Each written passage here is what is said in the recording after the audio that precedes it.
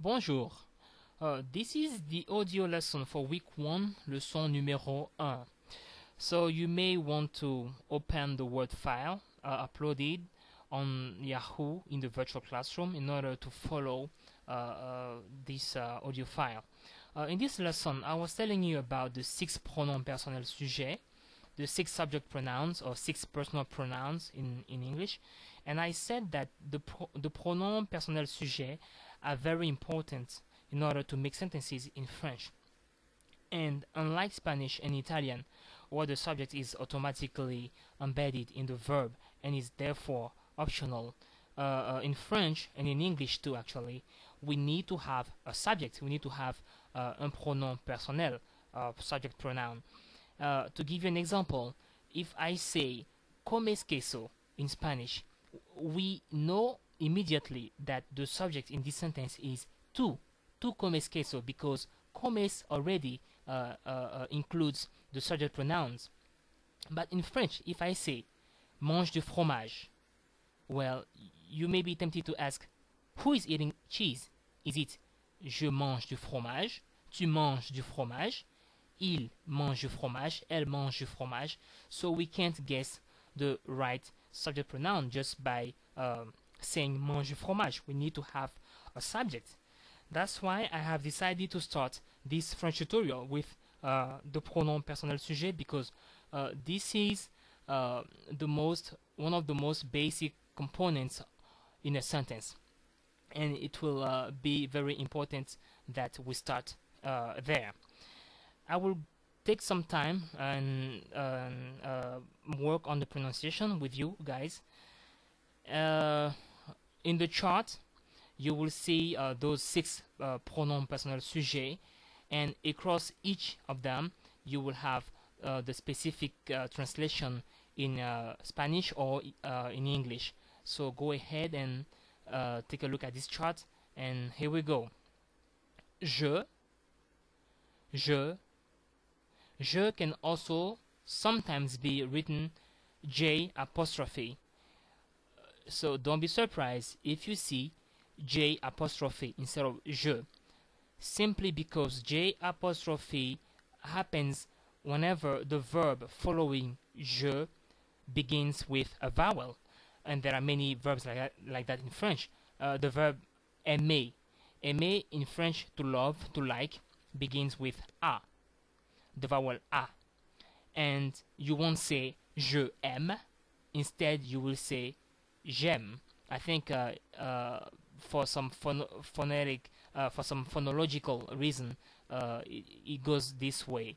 It's easier to say j'aime than je aime. It flows better. J'aime. So je or J apostrophe. Tu. You refer to your friends as tu. You say tu to someone you know. A family member, a close friend, or a friend, someone you feel comfortable with saying tu. Il, elle. Il is he, elle is she. Il, elle. Nous, vous. In French, vous can be used in 2 situations. Vous can be used in order to refer to a group of people or to an individual. If that individual has, let's say, a higher social status than yours, or you would like to show respect, or you don't know that person simply. Let's say you bump into someone on a busy street, you will refer to that person as vous. Allez-vous bien, monsieur? Allez-vous bien, madame? Vous. Because you don't know that person, enough to say tu. So you will say vous. And this vous is translated in Spanish with usted. Yeah, for those of you who know Spanish or who speak Spanish, you know what I'm talking about. Usted. And this is vous for a single person or for a group of people. And il L. Il with an S at the end and L with an S. As you know, S marks the plural in French, S. So il, elle. Same pronunciation with the singular one, but you just add S. Il, elle. So once again, I repeat. Je, tu, il, elle, nous, vous, il, elle. Je, tu, il, elle, nous, vous, il, elle.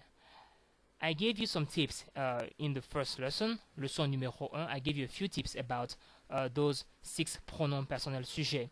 I said that whenever you see a verb following to, always add s to this verb. Always add s. It always works.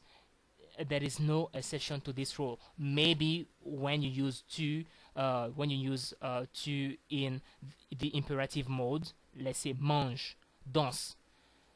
The implied subject is tu, right? It's you. When you say to someone dance, eat, the implied subject is tu. You eat, you dance. In this case, you don't put s. However, you put s to any verb following s at any tense. It doesn't matter if it's in the future, if it's in the conditional, if it's any tense, you put s when it's tu.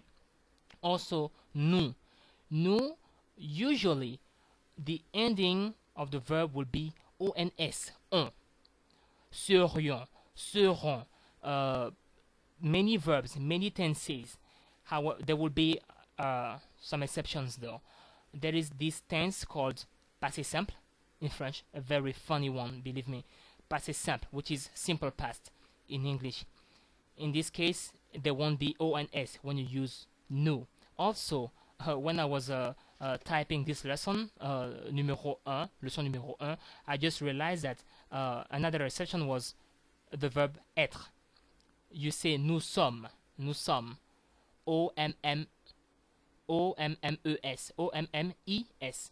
So this is another exception. However, usually it's ONS. And with vous, it will be E-Z, E-Z. Same thing with nous. All tenses except the passé simple and also the verb to be, être. You say vous êtes. When using il, elle, the verb following will take ENT or ONT. Once again, I'm saying these vowels, these letters in French. ENT, ENT, ENT and ONT. And this works. It's either one of them. It always work. You know, ENT or ENT. So, guys, I hope this audio file was will help you with the written one. And now I'm about to work on the lesson 2, leçon numéro 2. Okay, thank you very much and see you very soon. Bye.